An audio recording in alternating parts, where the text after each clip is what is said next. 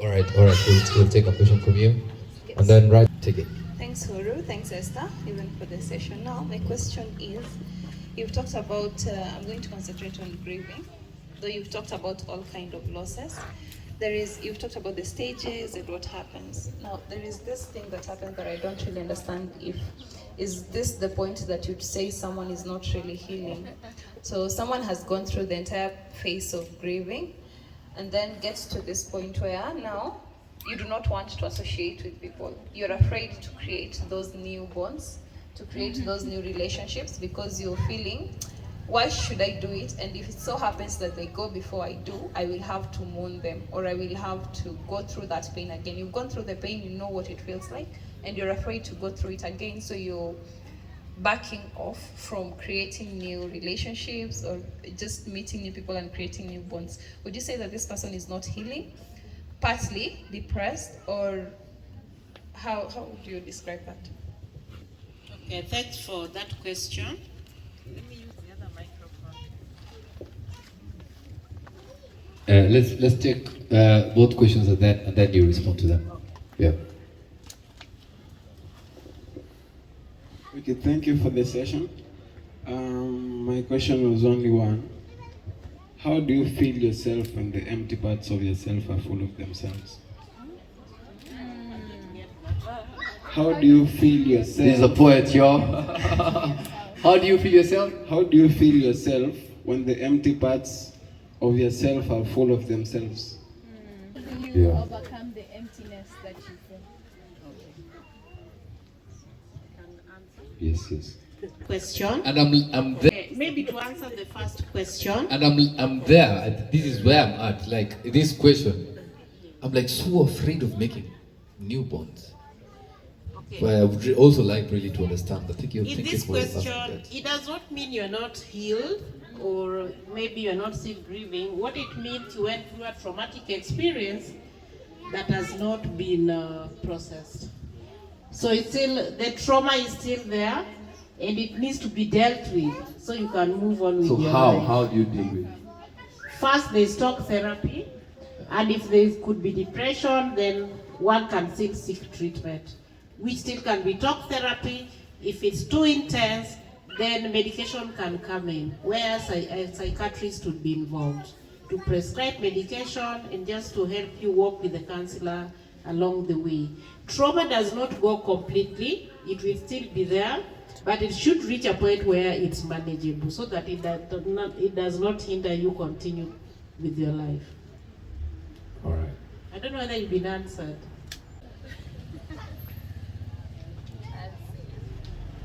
I'll see. Like, does that mean you're not healed? And how do you uncover the trauma, right? Because you say that you could be having undealt with trauma. So how do you uncover that? Yeah, that's what I've just mentioned. Maybe through talk therapy or medication can come in if there's an anxiety. Right. Because when there's trauma for so long, it can bring anxiety. And as we said, once somebody develops anxiety, the anxiety can be treated. Yeah. But there are incidences that would happen that would still remind you of the traumatic experience that will bring part of this anxiety back.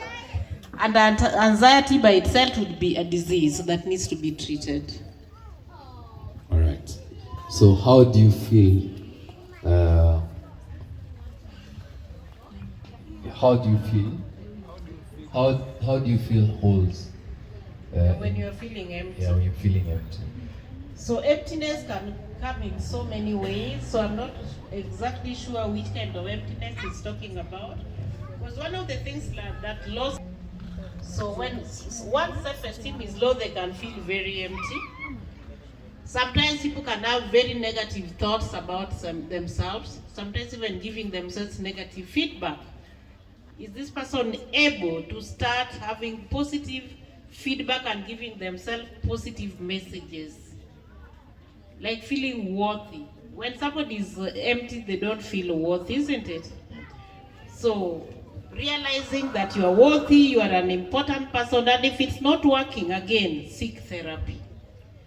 And also talk about how you are feeling. As I said earlier, most of the time people bottle up feelings. And I also want to mention men. Wanaume wapendi kuongea, isn't it? About what they are going through. Let men talk. Let men speak. Therapy is very powerful. And just talking about your feelings, it's a very powerful tool. You're already a doctor to yourself when it comes to talking, sharing what you're going through with someone. If you don't trust people, go to someone who will be not judgmental, who will treat with respect, and applying what we call core conditions, being genuine to you, being respectful, and being able to give you feedback in a very supportive manner, so that you can be able to heal. Actually, you've said that the guna kusema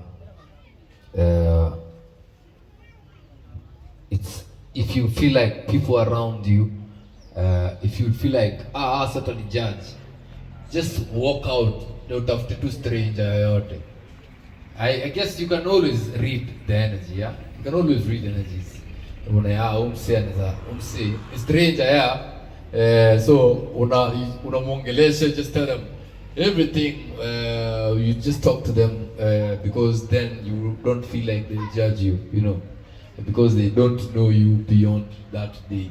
So if you can share to them the experience, please do. And if you can't share that with them and you don't know who to talk to, please go for therapy. Please go for therapy. And she's a counseling psychologist. Can someone reach out to you for psychological support? Yes, you can reach me on yako. Hii pia ni ya beshte yako mwenye unajua they actually would need this. Sasa sisi kama watu wako waweze tukatie kwa kitu. Inapoka 5,000 nichajia book club huru, alafu ukatukatia bei.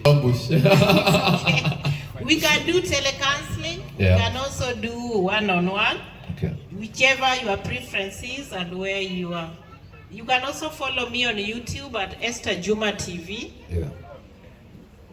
And on TikTok at SC at Esther Juma TV. All right.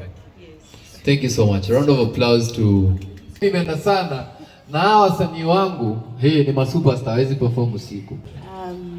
I lost my mom in 2016. Sorry about your loss.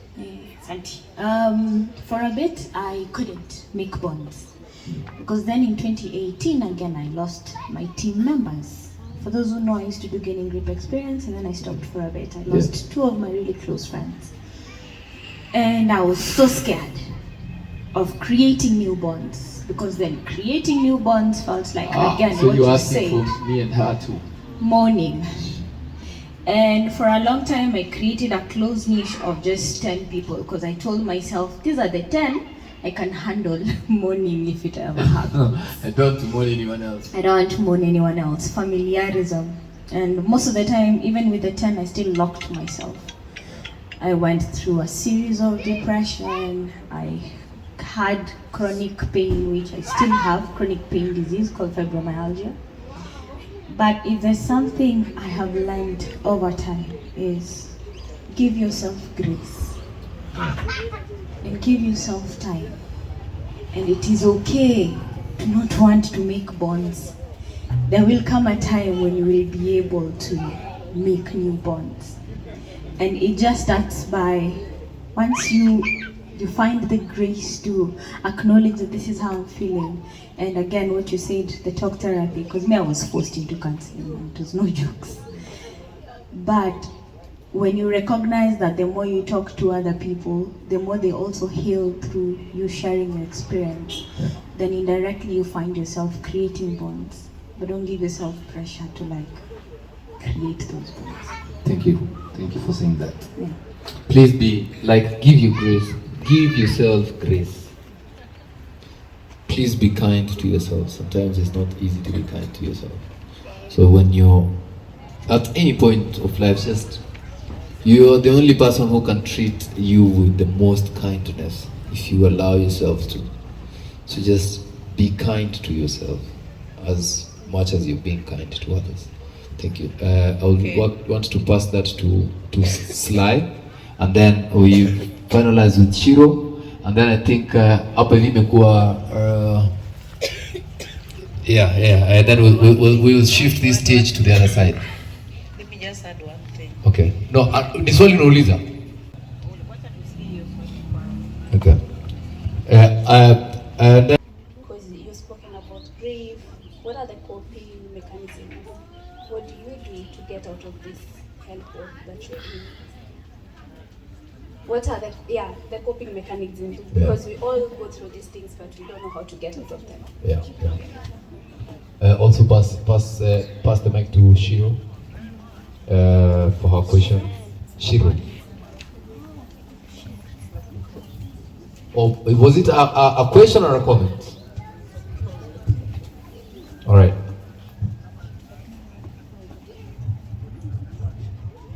Is she being answered first?